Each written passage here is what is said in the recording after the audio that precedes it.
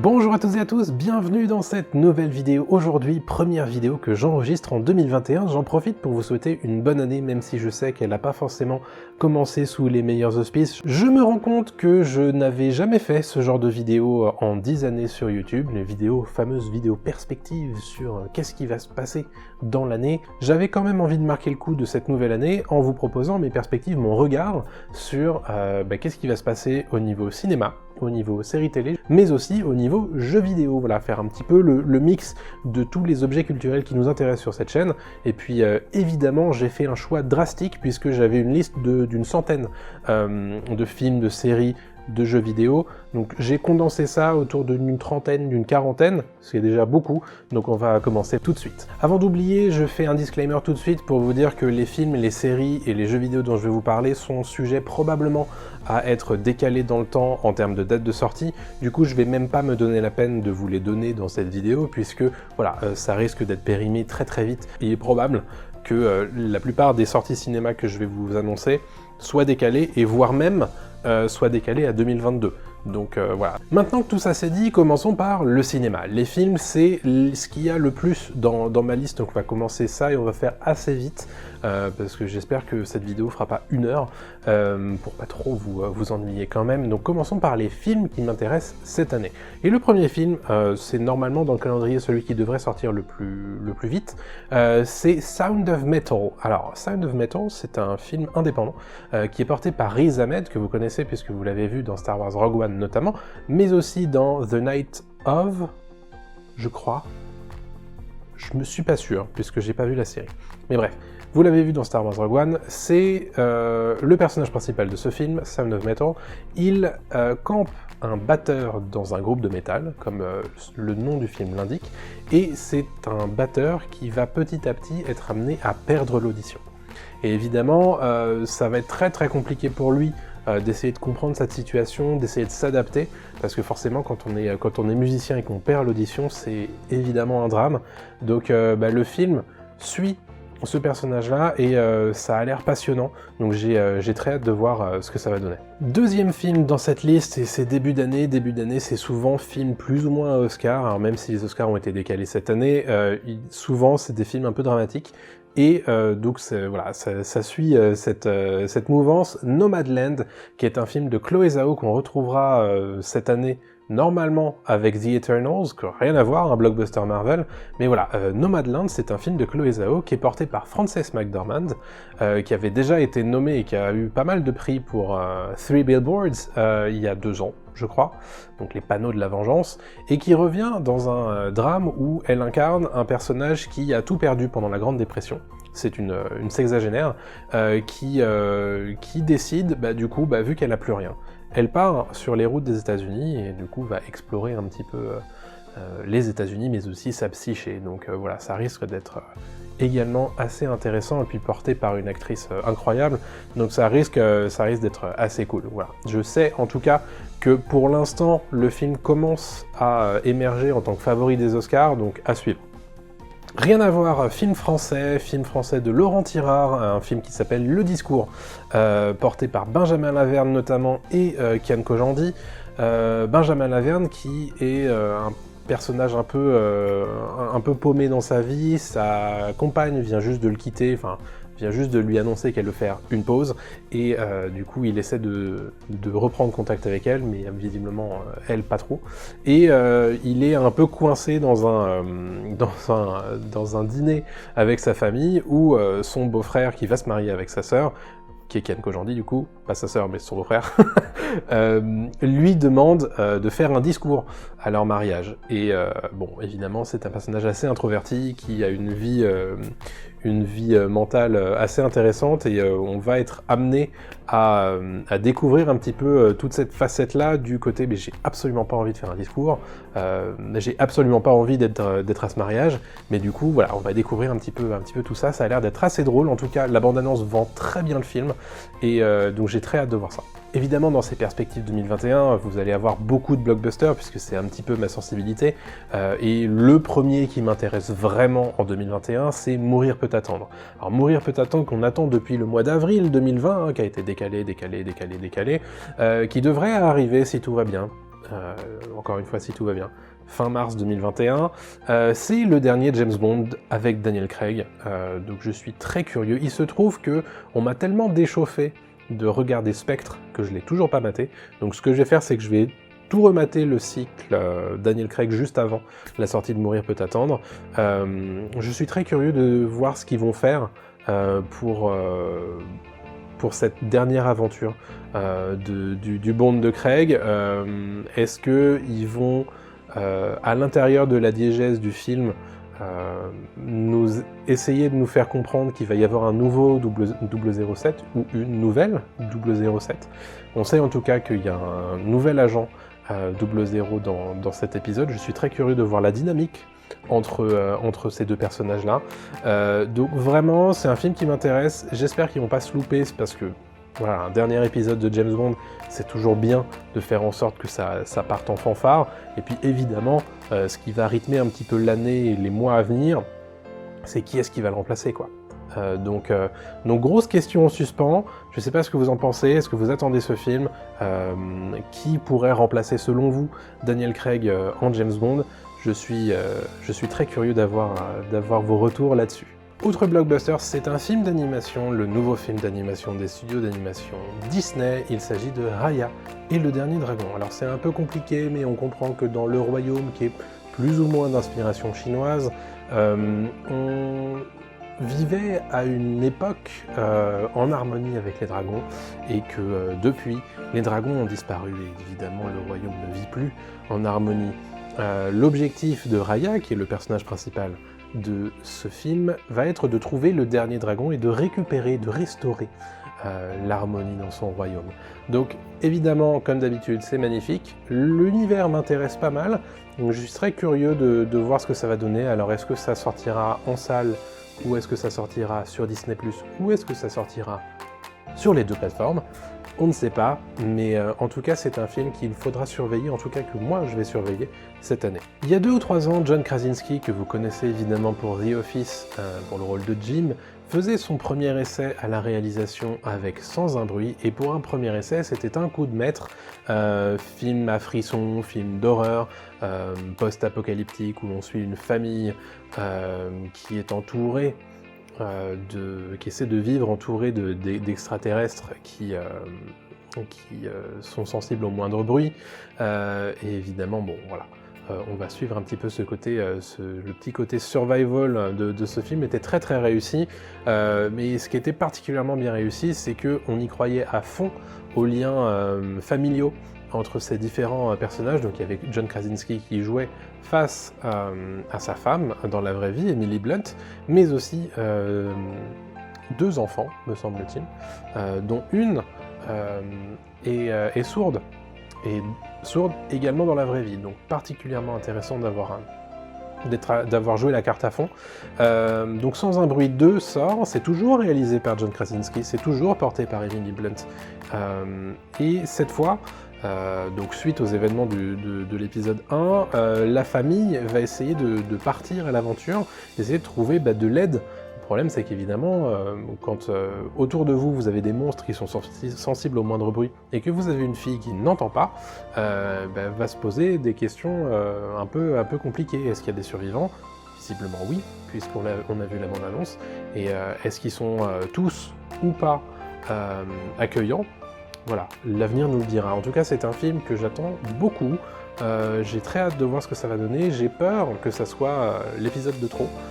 Mais s'ils ont trouvé des choses intéressantes à raconter, ma foi, pourquoi pas. Autre film qui m'intéresse et qui pour le coup est annoncé depuis longtemps, a été décalé, redécalé, c'est Comment je suis devenu un super-héros.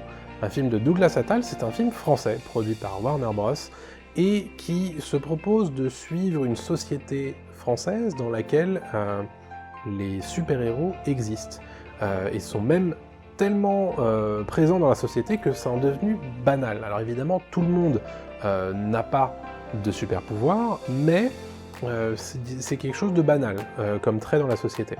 En plus de ça, il se trouve qu'il y a un trafic au moment du film d'une substance qui permet d'obtenir des super pouvoirs, un trafic donc qui essaie de démanteler des détectives aidés d'alliés anciens justiciers.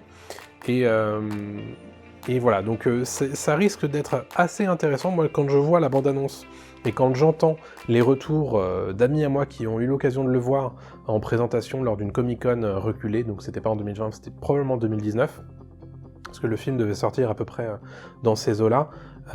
Moi, ça m'intéresse beaucoup. Les premiers retours des gens étaient très positifs. Donc voilà, un film français à attendre. Comment je suis devenu super-héros de Douglas Attal. Autre film que j'attends énormément, c'est le nouveau film d'Edgar Wright, Last Night in Soho. C'est un film au pitch assez étonnant. On suit une jeune femme qui est passionnée de mode des années 60 et qui, par un truchement scénaristique, va être amenée à se déplacer dans le temps dans les années 60 pour rencontrer son idole. Et voilà, il y a une dimension assez étonnante qui va se passer, tout va pas bien se passer pour elle. Il y a a priori de ce que nous disent les classificateurs de base de données, une petite dimension épouvante horreur dans le film, avec un côté temporel, le temps se désagrège autour d'elle, enfin bref.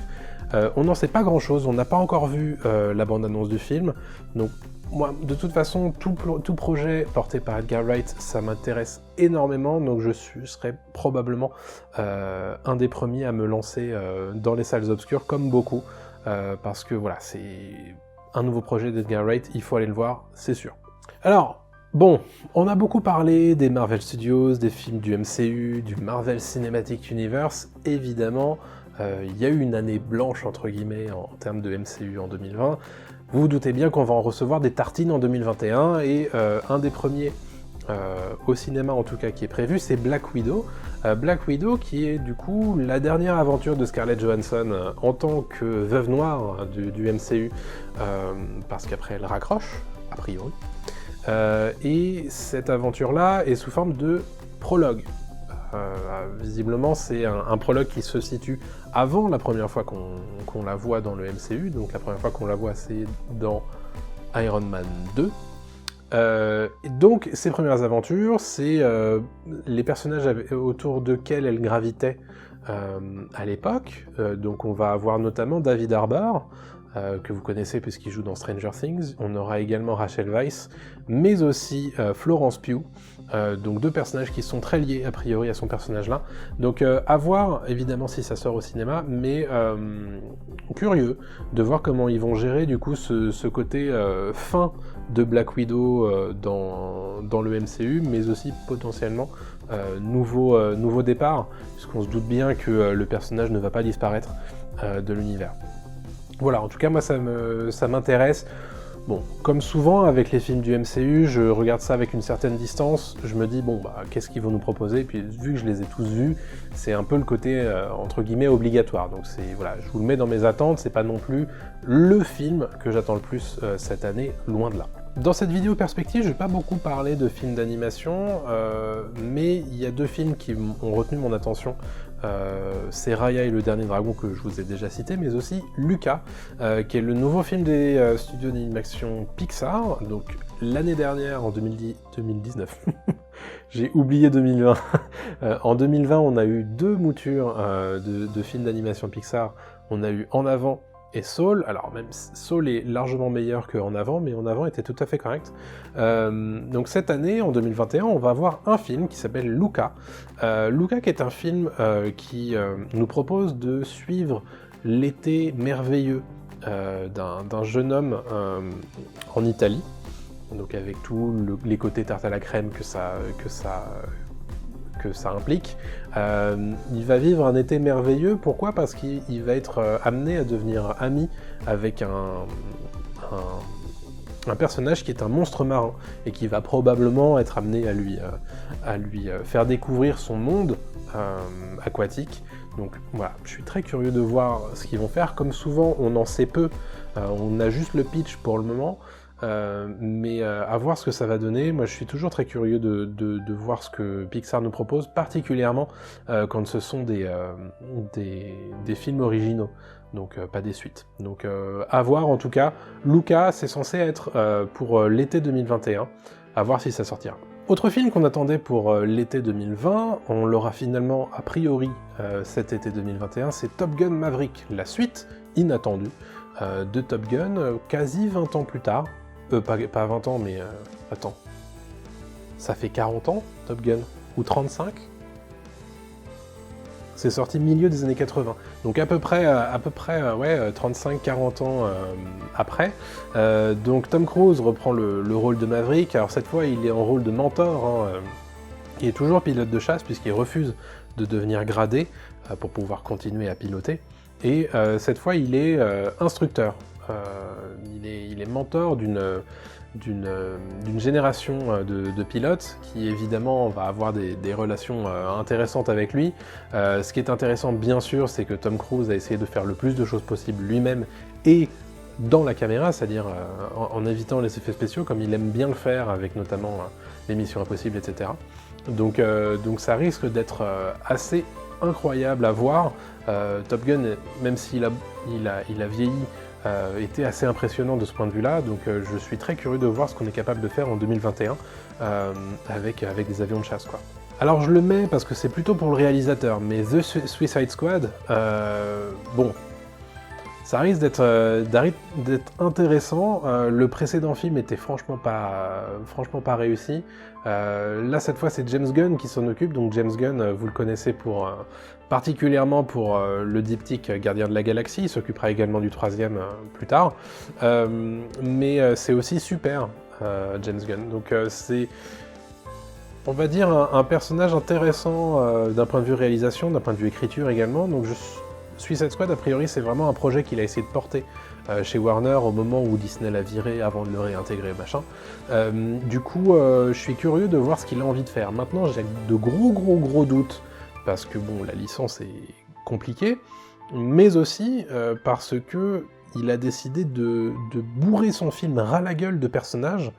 Donc je suis très curieux de voir comment il va faire pour gérer tout ça, parce que vraiment, vous regardez les différents teasers qui ont été proposés, c'est vraiment des teasers pour vous dire, regardez comment il y a plein de personnages dedans, et j'ai très peur que ça soit extrêmement dilué du coup, donc voilà, je lui fais confiance, mais j'ai quand même, je le regarde de façon un petit peu circonspecte. Je poursuis avec une des 2 grosses comédies musicales que j'attends cette année au cinéma, c'est In the Heights. Alors en français ça a été traduit par D'où l'on vient, pourquoi pas. Il s'agit d'une comédie musicale qui est écrite et composée par Lin-Manuel Miranda, que vous connaissez peut-être si vous avez entendu parler du phénomène Hamilton, dont je vous avais parlé dans mes tops 2020. C'est, me semble-t-il, sa première comédie musicale. Elle est plus ou moins écrite en hommage à son passé, en fait, parce qu'il a toujours vécu dans le quartier de New York qui s'appelle Washington Heights. C'est le quartier dominicain, en fait, pas de la capitale, mais de la capitale économique des États-Unis. Et on y voit notamment comment se tissent les liens dans ce quartier, comment les gens y vivent, parce qu'évidemment c'est pas une population qui roule sur l'or, et comment ils essaient du coup d'avancer plus ou moins dans la société. Donc c'est passionnant, c'est une comédie musicale que j'écoute beaucoup, que j'aime énormément, et quand je vois les images qui sont proposées dans les trailers, qui ont été réalisés du coup par John M. Chu, que vous connaissez peut-être si vous avez vu Crazy Rich Asians, qui a été un phénomène à l'époque aux États-Unis, il y a 2-3 ans. Donc ça m'intéresse beaucoup parce que les images sont magnifiques et c'est exactement ce que j'attends d'une comédie musicale, des grands numéros, voilà, de l'émotion, le côté un petit peu, bon, le côté histoire d'amour, machin, tout ça, ça fonctionne très bien. Donc j'ai très hâte de voir ce qu'ils vont réussir à faire, et j'ai vraiment envie de voir ça au cinéma. Donc voilà. In the Heights, peut-être que vous l'avez pas du tout sur vos radars, mais si vous aimez les comédies musicales, peut-être qu'il faut que vous y intéressiez. Autre film, et là pour le coup je pense que tout le monde l'a dans ses tops des attentes de 2021, c'est Dune. Évidemment, Denis Villeneuve qui se propose de nous adapter le roman culte, donc l'univers culte pardon, de Frank Herbert. C'est probablement une des œuvres de science-fiction on va dire séminale du genre, et pour le coup, voilà, assez réputé pour être inadaptable, ça a déjà été testé. Mais voilà, Denis Villeneuve, j'ai l'impression que tous les projets auxquels il s'attache, il a un petit peu les doigts d'or, quoi. Donc, s'il y a bien un réalisateur aujourd'hui qui peut réussir ce pari-là, c'est peut-être Denis Villeneuve. Donc j'ai très hâte de voir ce que ça va donner. Je vais en profiter pour dépoussiérer mes connaissances sur l'univers, lire un petit peu tout ça, mais ça m'intéresse énormément. Autre film, cette fois de Ridley Scott, qui en son temps a été un des maîtres de la science-fiction, alors là ça n'a rien à voir.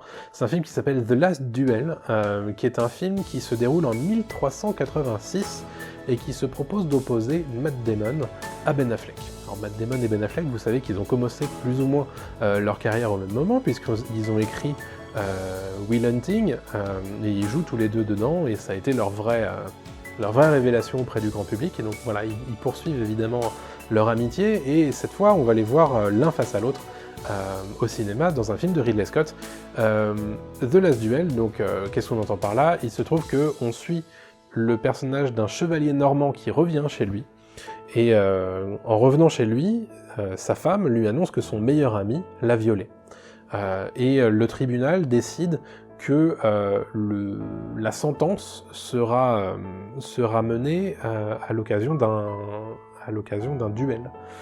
Donc si évidemment, voilà, vous connaissez bien hein, les procès par combat, c'est exactement ce qui va se passer dans le film. Donc je suppose que c'est un film, en tout cas c'est un pitch à la dimension dramaturgique qui a un gros potentiel. Donc à voir ce que ça va donner. Est-ce que Ridley Scott va nous proposer un grand film? Ça fait longtemps qu'il nous en a pas proposé, donc à voir si 2021 c'est son année ou pas. Je vous parlais tout à l'heure de Tom Cruise, il y a un deuxième film a priori qui sortira en 2021 avec lui, c'est Mission Impossible 7, qui est toujours en tournage à l'heure où j'enregistre cette vidéo, donc à voir si ça va réussir à sortir ou pas. Mission Impossible, je trouve que ça fait quelques épisodes qui réussissent à proposer vraiment une formule hyper solide. J'ai beaucoup aimé Fallout, à voir ce que ça va donner avec ce 7e épisode. Est-ce que c'est pas l'épisode de trop, sachant qu'il y en a encore un derrière qui va être proposé, mais bon, ce que propose en tout cas Tom Cruise d'un point de vue star d'action, c'est hallucinant. À l'heure actuelle, je crois qu'il n'y a que lui qui propose ça, donc au moins ça suscite la curiosité chez moi. Je vous parlais de 2 comédies musicales, évidemment il y en a une deuxième, a priori c'est censé sortir en décembre, donc il est probable que ça soit décalé en 2022, si jamais c'est décalé. C'est West Side Story, et West Side Story qui est réadapté cette fois par Steven Spielberg. Alors bon, évidemment, un projet de Steven Spielberg qui, me semble-t-il, n'a jamais trop touché à la comédie musicale. Ça laisse songeur. Il se trouve qu'il s'est entouré notamment d'Ansel Elgort pour jouer dans son film. Je suis très curieux de voir ce que Steven Spielberg a proposé sur une comédie musicale. Est-ce que ça va être un Spielberg de plus? De toute façon, un Spielberg de plus, c'est toujours un Spielberg, hein, donc c'est toujours bon. Est-ce que ça va être excellent ou pas? Je suis très curieux de voir ce que ça va donner. West Side Story, c'est une comédie musicale que l'on connaît tous, au moins pour le numéro I Like to Live in America. Donc à voir ce que Spielberg va nous proposer avec ce film. Je continue, là encore c'est censé être fin d'année, il est probable que ça soit décalé 2022. Matrix 4, un projet un petit peu un serpent de mer, visiblement, ça s'est fait. C'est Lana Wachowski qui dirige cette suite. Complètement inattendue, Matrix 4, est-ce que c'est une vraie bonne idée de déterrer Matrix? En tout cas, ils se sont entourés d'à peu près tout le monde de la trilogie originelle. Est-ce que Lana Wachowski a des choses à raconter avec ce 4e épisode? Je suis très curieux de voir. En tout cas, voilà, qu'est-ce que vous voulez dire d'autre par rapport à ça? On n'a pas le pitch, on n'a pas d'image, on n'a pas l'affiche, on n'a pas de bande-annonce évidemment. C'est très compliqué de se prononcer, mais bon, ça reste Matrix quoi. Donc il faut au moins se montrer curieux. Maintenant, est-ce que ce sera réussi? Est-ce que ce sera nécessaire? Ça, c'est des questions qui se posent. Je voulais aussi vous parler de films qui ont été prévus pour la fin d'année 2020 et qui ne sont pas sortis de fait. Mandibule notamment, film de Quentin Dupieux, j'aime beaucoup son style, à son côté extrêmement absurde, il n'y a vraiment que lui qui peut nous proposer des choses un peu comme ça. En ce moment, il nous propose avec Mandibule de nous mettre en scène deux plus ou moins abrutis qui découvrent dans le coffre d'une voiture une mouche géante et qui vont se mettre en tête de la dresser pour gagner de l'argent avec. Donc voilà, ça a l'air absolument hilarant. Quand j'ai vu la bande-annonce, Adèle Exarchopoulos m'a fait mourir de rire, donc j'ai très hâte de voir ce que ça va donner. Et puis regardez d'autres films de Quentin Dupieux, vous en sortirez grandi. Bon, c'est certainement le blockbuster français que tout le monde attend, je vais pas spécialement épiloguer là-dessus, mais Kaamelott premier volet, qu'on attendait à l'été 2020, qu'on attendait finalement en novembre 2020, on attendra finalement à une date hypothétique en 2021, en espérant qu'il réussisse à sortir. En tout cas, Kaamelott premier volet, comme son nom l'indique, est le premier épisode d'une trilogie à venir dans l'univers de Kaamelott. C'est Alexandre Astier qui s'en occupe, je suis très curieux de voir ce que ça va donner. Maintenant, on n'en sait rien, puisque le réalisateur a décidé de tout laisser plus ou moins sous clé avant la sortie. On nous bassine à longueur de journée autour de la bande originale qu'Astier a signée autour du film, mais c'est tout ce qu'on sait au final autour du film. On a vu un teaser qui nous raconte rien, donc bon, évidemment je suis curieux parce que j'aime bien Kaamelott, mais il va y avoir la découverte en salle, et j'espère que la découverte en vaudra la chandelle. C'est un film dont je vous avais déjà parlé lors d'une playlist précédente, La Nuée, un film de Juste Philippot, qui nous propose ici, on va dire, un drame sous fond de surnaturel, des choses un petit peu comme ça.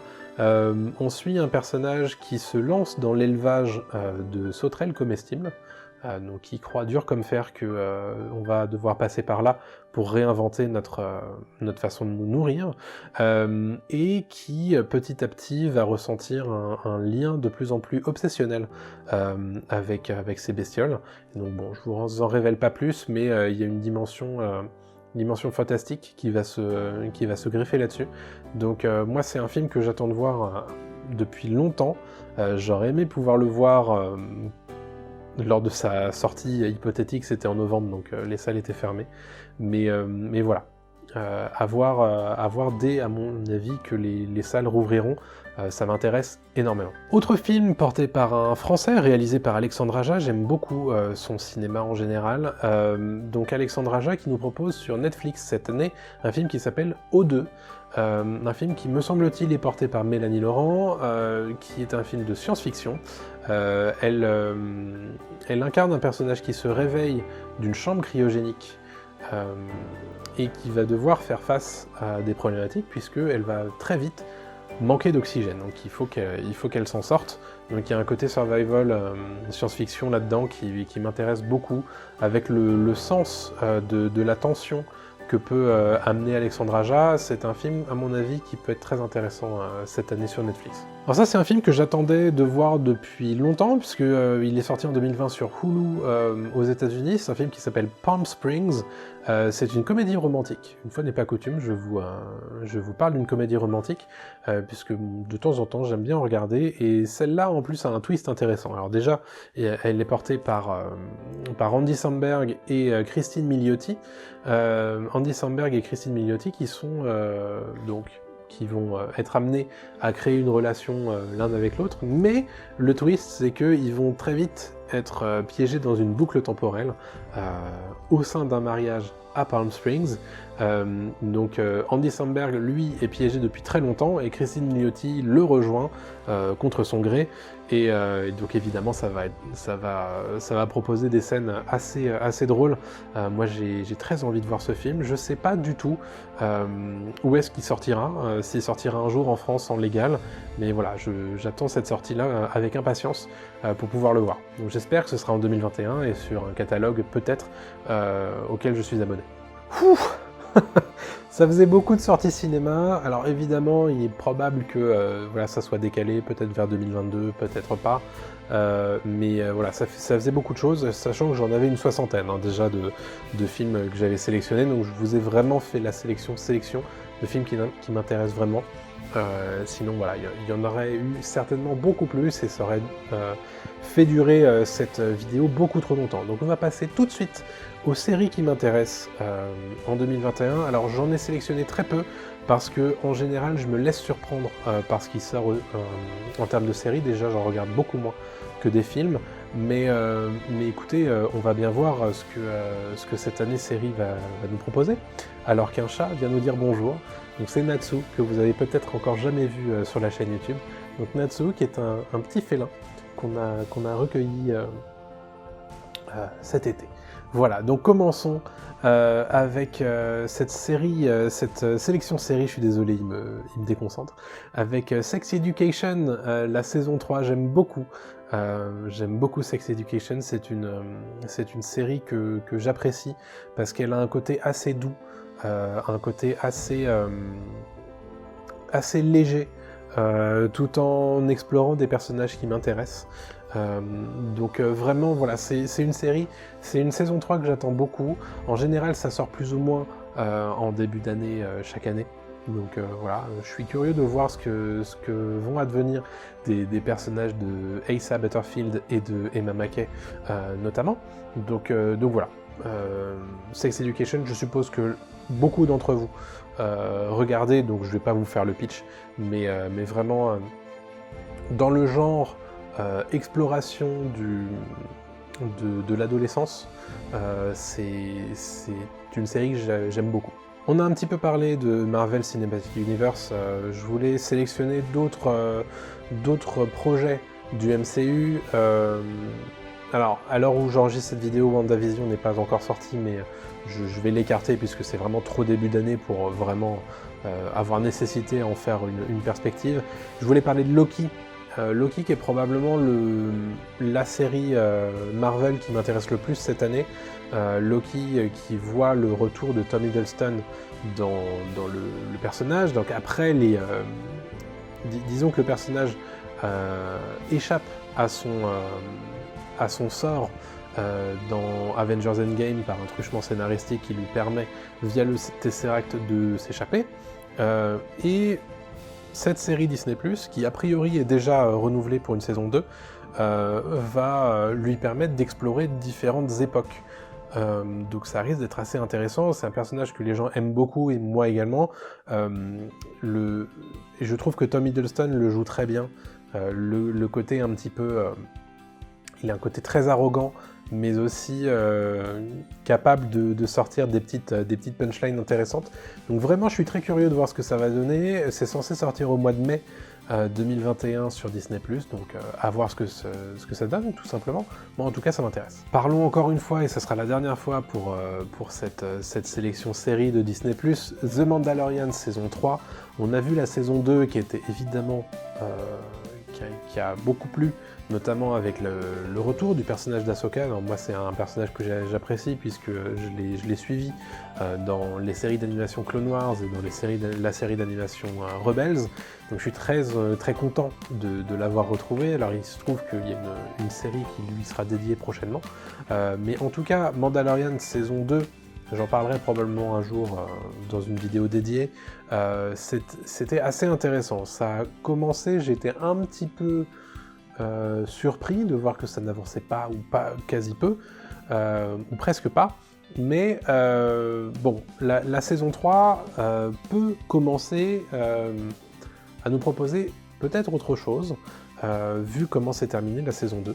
Donc vraiment, je suis très curieux de voir la suite de ce que va nous proposer cette série, qui est très clairement le vaisseau amiral de Disney+.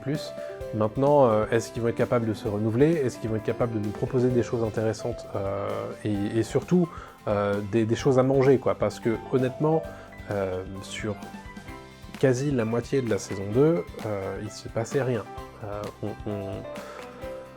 Voilà, est-ce que maintenant qu'un certain personnage a été plus ou moins écarté par la fin de saison 2, est-ce qu'on va être capable de passer à autre chose? Je suis curieux.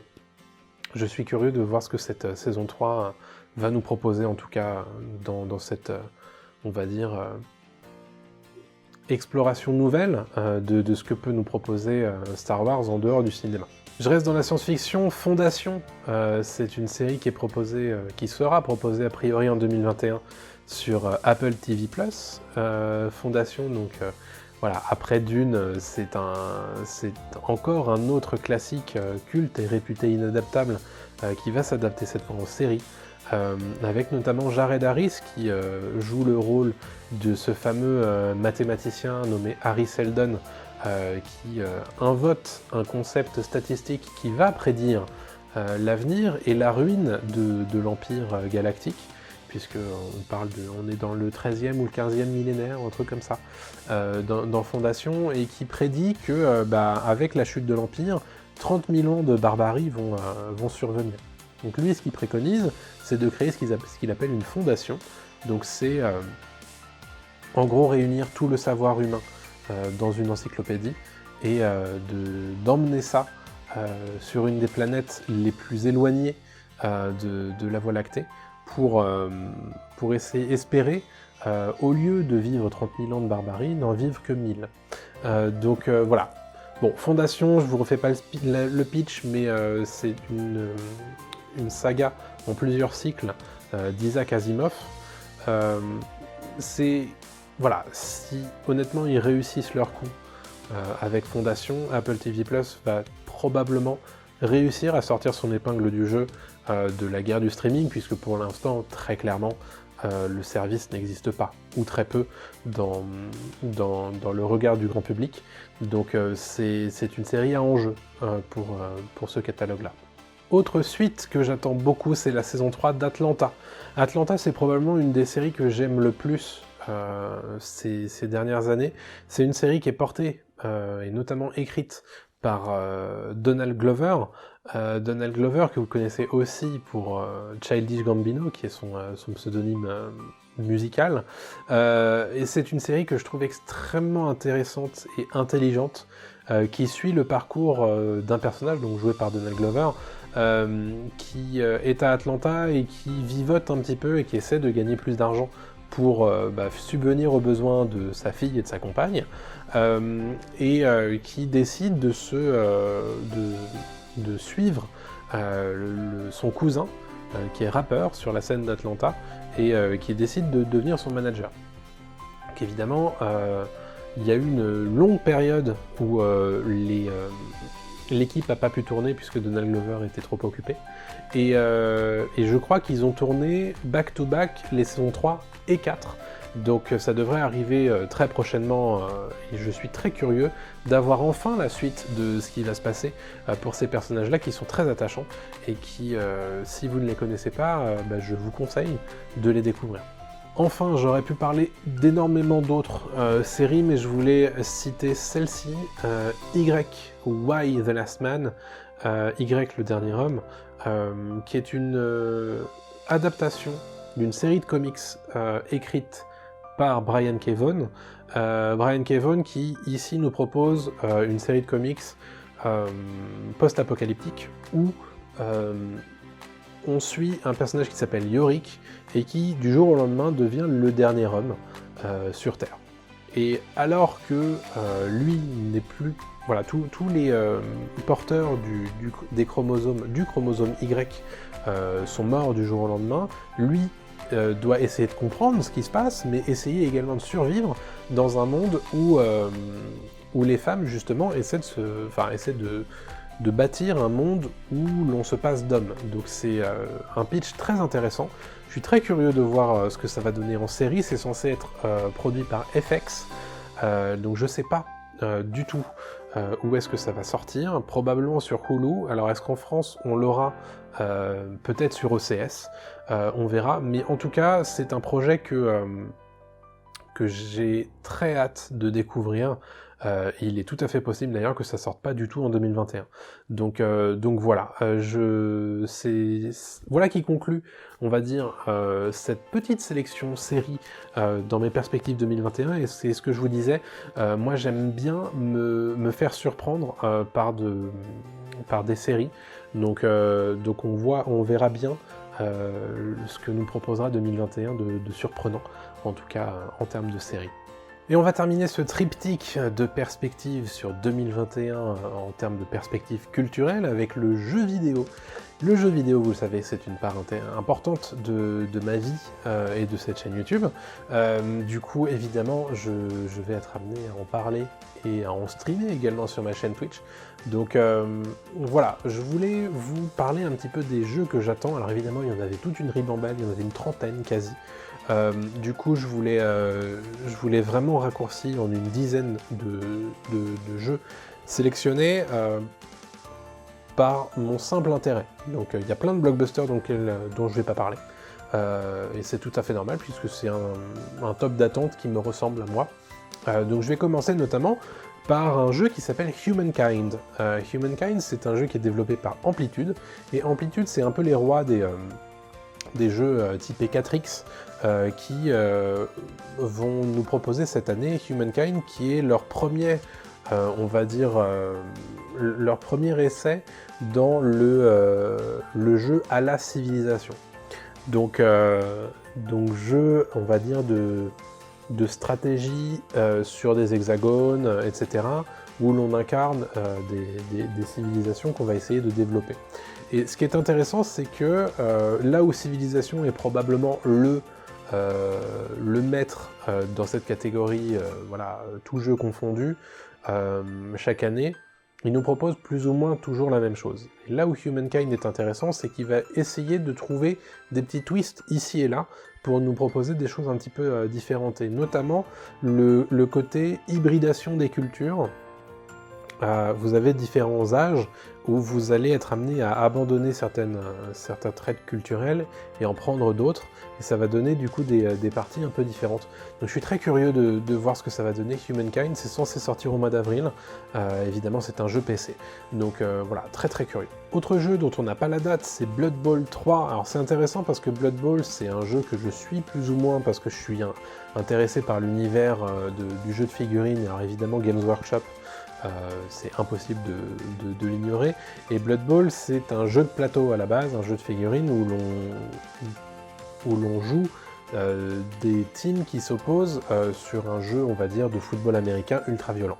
Et c'est un jeu qui a été adapté avec brio par Focus Home Interactive ces dernières années avec Blood Bowl 1, mais aussi Blood Bowl 2, avec sa ribambelle de DLC, et Blood Bowl 3 arrive et va être adapté de la nouvelle mouture de Blood Bowl. Donc c'est un jeu de plateau auquel je me suis jamais essayé, les jeux non plus, je m'y suis jamais essayé en dehors d'une démo, sur Blood Bowl 2 que j'avais bien aimé, donc peut-être que Blood Bowl 3 sera ma première incursion sur ce type de jeu. En tout cas, ça m'intéresse beaucoup de voir cet univers un peu déjanté, le côté fantasy, football américain dans un univers fantastique, ça me parle beaucoup. Rien à voir, un jeu indépendant qui s'appelle Chris Tales. Chris Tales, qui est un jeu au pitch assez difficile à résumer. Imaginez-vous un jeu d'aventure où à chaque instant, vous avez sur votre écran le passé, au milieu le présent, et à droite le futur. Et vous pouvez influer sur chacun des trois en temps réel. C'est-à-dire que si vous prenez une décision dans le passé, ça va probablement avoir des répercussions sur le présent, mais aussi le futur, notamment sur des énigmes, mais aussi sur des apparitions de boss. Donc, admettons, vous prenez une décision dans le passé, elle peut très bien affecter les capacités d'un boss, le renforcer, voire l'affaiblir. Donc c'est très intéressant, je suis très curieux de voir comment ça va se passer, mais en tout cas c'est un jeu, rien pour sa direction artistique, qui m'intéresse énormément. Vous allez voir, je vais dire ça assez régulièrement dans ce petit top d'attente jeux vidéo. Alors vous allez vous dire, mais qu'est-ce que ce jeu fait dans ton top Mordred ? C'est Cyberpunk 2077. Vous n'êtes pas sans savoir que le lancement de Cyberpunk 2077 a été très compliqué en fin d'année 2020. C'est un jeu que je possède, mais auquel je n'ai pas encore joué, parce que je considère qu'il n'est pas encore sorti dans sa version finale. Et de fait, puisque moi j'ai la version Xbox Series X, et la version next-gen n'est pas encore sortie. Donc, c'est pour ça que ce jeu se retrouve dans mes attentes 2021. J'attends la version finale Xbox Series X de Cyberpunk 2077. Et j'espère, en tout cas, que quand elle sortira, le jeu sera terminé. Maintenant, est-ce que ça sera le cas ou pas? Seul l'avenir nous le dira. Mais en tout cas, je suis très curieux et j'ai très envie quand même de tester ce que ce jeu a dans le ventre. C'est un jeu dont on entend parler depuis un moment, que ce soit en rumeur et qui a seulement été officialisé en fin d'année 2020. C'est Hogwarts Legacy, donc l'héritage de Poudlard, qui vous propose de jouer une aventure avec un personnage de sorcier que vous allez créer dans le Poudlard du 19e siècle, donc 200 ans avant les aventures de Harry Potter. Donc ça se déroule dans l'univers de Harry Potter. Je suis très intéressé, pourquoi? Parce que ça n'adapte pas justement les bouquins ou les films. Ça va permettre aux développeurs de se libérer un petit peu de ce carcan-là et de nous proposer une aventure, on va dire, presque bac à sable dans l'univers d'Harry Potter, et c'est quelque chose qui n'avait pas, ou très très peu, été tenté dans cet univers-là. Je suis très curieux de ce que Warner va nous proposer dans cet univers-là. Pour l'instant, on n'en sait rien. On n'a pas vraiment vu le jeu tourner, mais c'est une de mes attentes. Alors, est-ce que le jeu va vraiment sortir en 2021? Ça, c'est encore une fois une question qui reste en suspens, mais ça fait partie de mes attentes, comme beaucoup de monde, je pense. Alors, si vous suivez ma chaîne YouTube depuis longtemps, vous savez que j'ai une grosse phase où je jouais à Minecraft, et cette année peut-être sortira le jeu Hytale. Alors Hytale, qu'est-ce que c'est? C'est, imaginez les modeurs vétérans de Minecraft qui ont décidé de sortir leur propre jeu. Donc c'est un jeu qui est extrêmement évidemment inspiré, visuellement mais aussi mécaniquement, mais l'idée pour eux c'est de proposer le Minecraft tel qu'ils aimeraient le voir, avec des fonctionnalités sociales un petit peu partout, une intégration beaucoup plus simple du modding, voilà, et puis même sur sa version 1, en tout cas la version 1 telle qu'ils essaient de la sortir, c'est un jeu qui propose énormément de choses, donc je suis vraiment très curieux de ce qu'ils vont réussir à sortir avec Hytale. J'espère en tout cas qu'ils réussiront à porter leur vision jusqu'au bout et à proposer une vraie alternative pour les modeurs, mais aussi pour les joueurs de Minecraft. Ça fait partie des jeux que j'attends le plus sur PlayStation 5 cette année. Le premier, c'est Kena Bridge of Spirits. Donc, encore une fois, c'est un jeu dont on ne sait pas grand-chose, mais qu'on a vu présenter dans une conférence PlayStation 5.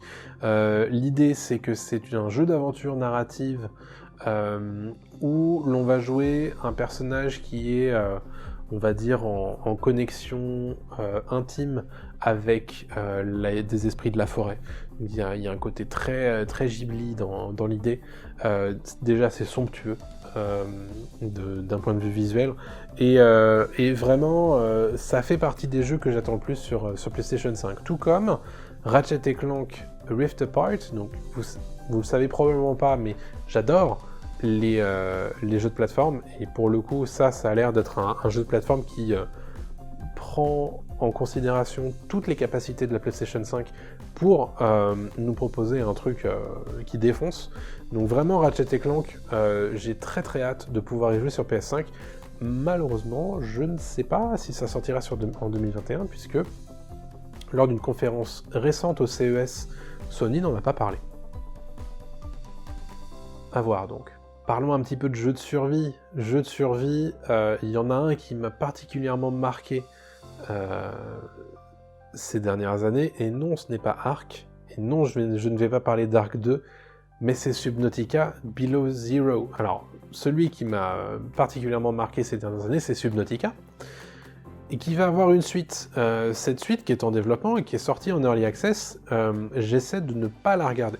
Donc je regarde pas les let's play, je regarde pas les Twitch dessus, je regarde pas les bandes annonces autour de ça. Pourquoi? Parce que j'ai envie, de la même manière que j'ai découvert Subnautica, j'ai envie de découvrir Subnautica Below Zero sans rien savoir dessus. Et c'est très honnêtement la meilleure manière de profiter de Subnautica. Du coup, j'essaie de m'y astreindre. Alors peut-être que le jeu sortira en 2021, en tout cas c'est l'objectif. J'espère en tout cas qu'il sera autant une claque que Subnautica l'a été. Mais en tout cas j'ai très envie d'y jouer. Ça fait vraiment partie des jeux que j'attends le plus cette année. Ça sera le dernier jeu de ma sélection jeux vidéo, c'est Sable, ou Sable, un jeu dont on ne sait rien. C'est simple, c'est un jeu narratif d'exploration, voilà, qui ressemble un petit peu à Journey dans l'esprit, en tout cas en termes de spiritualité, mais c'est un jeu qui claque visuellement. En termes de direction artistique, c'est juste magnifique. Il y a un côté très Moebius dans l'aspect, mais on ne sait pas ce que c'est. Donc rien que pour l'aspect direction artistique, j'ai envie de vous dire, j'ai très envie d'y jouer. Maintenant, on ne sait pas si ça fonctionne d'un point de vue mécanique. Donc pour l'instant, c'est un gros point d'interrogation. Mais encore une fois, je ne suis pas contre la découverte. Donc Sable, si ça sort en 2021, comptez à ce que j'y joue, quoi, tout simplement. Mais voilà, je suis désolé de ne pas pouvoir vous en dire plus, mais parfois, vous savez, il y a des choses qui vous parlent instantanément, et ça en fait partie, tout comme Kena Bridge of Spirits. Donc voilà. Voilà qui conclut cette première sélection d'attente 2021. J'ai parlé bien trop longtemps. Je voulais éviter que cette vidéo dure 1 heure, mais bon, je pense qu'elle va durer 1 heure. Je suis très curieux, évidemment. Si vous êtes resté jusque-là déjà, je vous en remercie. Si ça vous a plu, laissez un petit pouce en l'air, ça aide vraiment. Laissez un commentaire, dites-moi quelles sont les choses que vous attendez le plus cette année en 2021, que ce soit des films, des séries ou des jeux vidéo. Ça m'intéresse énormément d'avoir vos sons de cloche parce que, évidemment, il y a probablement des choses que j'ai loupées. Alors évidemment, je vous ai pas tout fait, hein, je vous ai pas fait toute la sélection parce que ça aurait duré 4 heures. Mais voilà, s'il y a des choses que vous considérez que j'ai ratées, dites-moi ce que vous attendez, vous, pour 2021. Quant à moi, je vous donne rendez-vous, j'espère, très bientôt pour de nouvelles vidéos. D'ici là, on se retrouve évidemment sur Twitch, twitch.tv/Mordren. Dans les commentaires de cette vidéo, abonnez-vous si ce n'est pas encore fait. Si vous découvrez cette chaîne, c'est avec plaisir que je vous accueille parmi nous. Et puis d'ici là, portez-vous bien, prenez soin de vous, et à très bientôt tout le monde. Salut à tous.